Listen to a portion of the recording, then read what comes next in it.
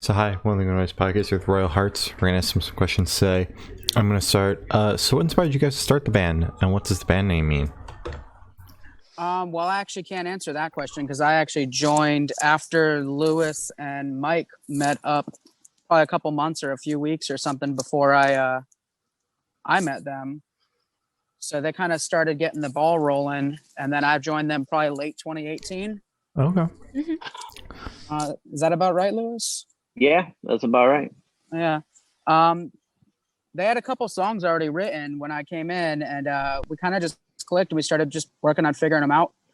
And then we were like, well, I guess we need to have a band name. So you know how the whole brainstorming thing goes. I mean, coming up with names is not an easy thing. We probably went through half a dozen awful names. Okay. Just really bad ideas. Mm-hmm. And I was scrolling through like what was on TV one day, and I saw the name of some awful Hallmark movie, and it was called Royal Hearts. So you're named I think after I've a heard- Hallmark movie. That's awful. That's horrible. I think one of the awful band names would have been worse, or would have been better than this band name. Now you've told us the origin story. The origin story is awful, but I think the name's kind of cool. It is, but It's a like, cool name, based but on how that- you got it? Yeah, I don't know if I can get behind that anymore. Yeah. That's well, we don't really. I guess you're the first people I think we've told that to. So Oh. Yeah. All right. Do you remember any of the awful band names that you had tossing around? Jeez. Do we remember any of them? I mean, honestly, they all sounded like. They were bad. They were worse. Yeah, they were all like the They were names bad. of, Like they were all like the No. names of bands that would open for bands that would open for bands at Warped Tour in 05. Like they were awful. they were bad. Like super bad. Yeah, we're talking just your classic variety 2006 awful band name garbage just rolling around. So we thought that Royal Hearts was an improvement on that. It is, yeah. Yeah, definitely. Yeah. It's definitely an improvement to the alternatives, which I can't remember. All right, that's fair. So congrats on your newest release. These words have weight. How do you feel about the response so far? Honestly, the response has been awesome. Yeah. It has been. We just put out an EP not 7 months ago, and we decided that since we didn't really have much else to do with everything being kind of shut down, that we would just start writing. And we didn't know what our expectation was for putting this out. Obviously, we still can't really gig or do anything in Florida, but honestly, in the past 4 days, we're blown away by how much people have reacted to the song. I'm very happy Dude, to where hear that. where are you, dude?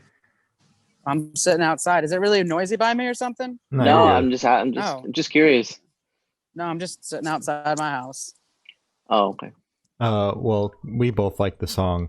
Yes. Glory even enjoyed it, even though Yeah. she's not into that kind of metal or any metal at all.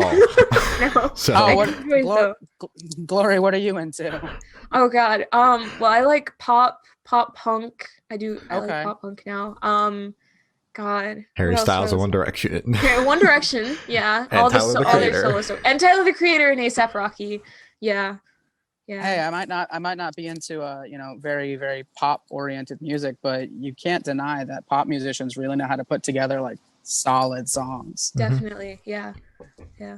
Most of them have like a lot of like team behind it who are doing that for them.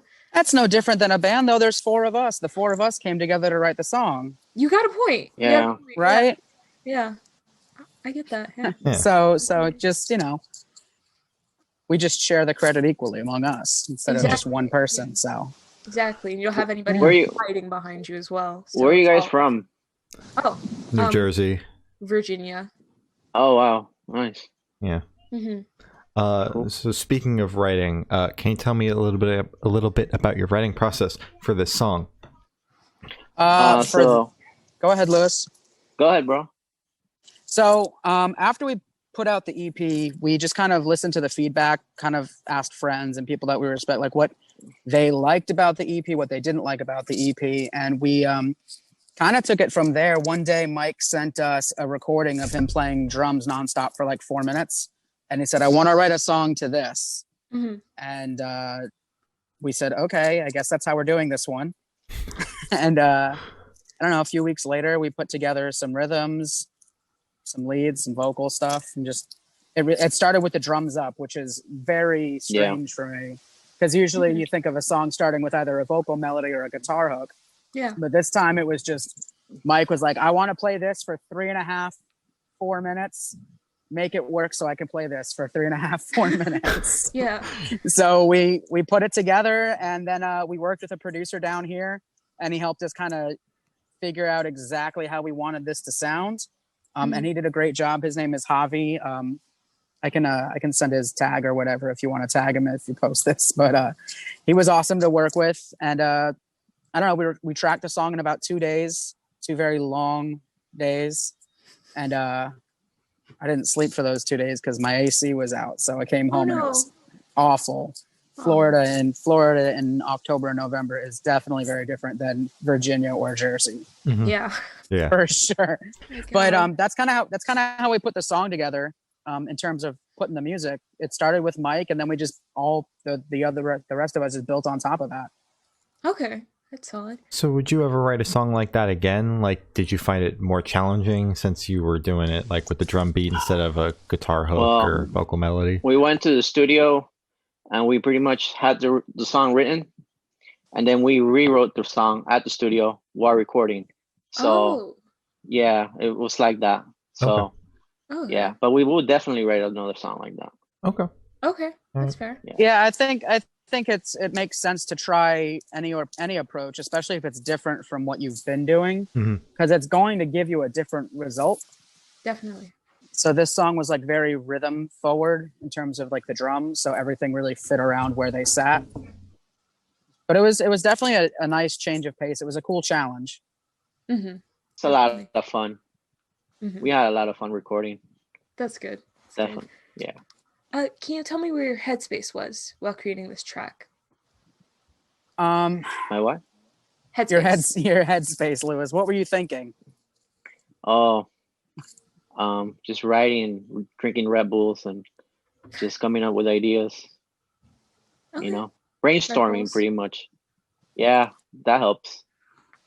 Red Bull helps me. So I think one thing that we try to do with this song is we found that our EP that we put out kind of sounded way too much like it was from 2005, which, I mean, that's what we were going for. And we wanted to take that idea and bring it more modern. So we definitely tried to incorporate some sounds that are a little bit more contemporary for the style of music that we play without sounding like a carbon copy of the other 47,000 bands. Mm-hmm. So really, we wanted to do something that sounded familiar to us, that like we could put it on and be like, oh, I recognize this song, but I can't place it. And then have it be something, you know, a little bit new, a little bit different. And I think, in my opinion, we achieved that. I guess that's going to be up to the people that listen to it. Like, did we nail it or did we botch it? Like, Yeah. Yeah, Okay. that's fair. Well, I thought you nailed it. I hadn't listened to the rest of your Definitely. stuff before we sat down, if I'm being honest. But if you're telling me like this is just like we're trying to do 2005 type stuff, and this is perfect for you because it's Yeah. like 05 Jersey scene stuff. Yeah, Like, this isn't. We're not talking 05 California. yeah, We're talking the apex of 2005 emo, screamo, post-hardcore music, which is your yeah. hometown. Yeah, I'm gonna have to go listen to that shit then. So, what band or artist influence do you think you can hear the most on this track? I mean, I guess we all hear different things because we bring our different influences to it. I know what I hear, but I want to hear what Lewis, like when you listen to the song, what is it that you hear? Like what other bands do you hear in there? you know, it's more of a unique song for me. Like, so many influences put together. I can't really tell what band. You know, it's but I hear some Silverstein. Okay, Okay. I can get behind that. Yeah, I think that Yeah. would be a fair. I mean, they're one of my biggest influences, so I kind of listen for the similarities between what like the way I sing, and I try to say, oh, do I sound like that? Not do I actually sound like that, but do I bring that same sort of energy or same sort of kind of variety to the vocals? Yeah. I know Mike is super into like August Burns Red and bands like Counterparts. So if you were to ask him the same question, he would probably tell you those two bands. Okay. Mhm. Also, I think it sounds a little like it has a slight of metalcore, but more of a like post-hardcore feel to the song. Okay. But yeah, something like that. Okay. Solid. Yeah. So this one should go like super, super fast. Off the top of your head, I want you guys to describe this song for new listeners in 3 words. 3 Awesome. words? 3 words. right, Awesome, you, that's Louis, 1. Oh, do we each get 3 words, or is Yes. it 3 words Yeah, together? you each, yeah. Okay. All right, Louis, go ahead. Give him your other 2. Your turn, bro. I just gave 1. We're each given 3, my guy. I just gave awesome 3 times. Awesome 3. Okay. Okay, I'm Yeah. going to say aggressive, emotional, and introspective. I really like that. I like that a lot. Yeah. A lot. So is there a certain feeling you want your listeners to have while listening through the track? I mean, lyrically, the song it really is a reflection on how I was throughout my 20s. I just turned 30 last year. I'll be 31 next month. But it was really me kind of looking at maybe some of the poor social decisions I made in my 20s. You know, we all make mistakes. And I kind of pull a lot of inspiration from those because I wish there were maybe songs that related more to me in the scene, when a lot of songs are very like metaphor heavy and very much like focused on imagery. And I really wanted something that was almost kind of like a diary. Okay. So when people listen to the song, when they start to get into the lyrics of the song, I definitely want them to kind of feel that moment when someone might realize, oh shit, I need to change as a person in order for things to be better for me. And that's kind of like what the song is about. A lot of the lyrics definitely focus on kind of feeling, I don't want to say down because then it sounds like you're trying to get pity, but like feeling bad and realizing that the reason you feel that way is because of the things that you did in your own life, like the decisions that you made, the things that you do have control over. Okay. So I don't know if that makes sense, but in my head, it does. It does. Yeah. It does, yeah. All right. So, Louis, do you have anything to add? I think this is an awesome song, and everybody out there should listen to it, give it a chance. You know, I'm just a guitar player, so I think the riffs that I came up with, were all changed in the studio, and it was an awesome experience to do. And I think everybody would enjoy the song. Just give it a chance. Okay. That's fair. Yeah. So where do you guys see the band in the next 5 years? And is this song leading up to anything bigger, like an album, EP? What are we looking at? I mean, ideally in the next 5 years, we'll have, you know, more of a community instead of just a collection of followers.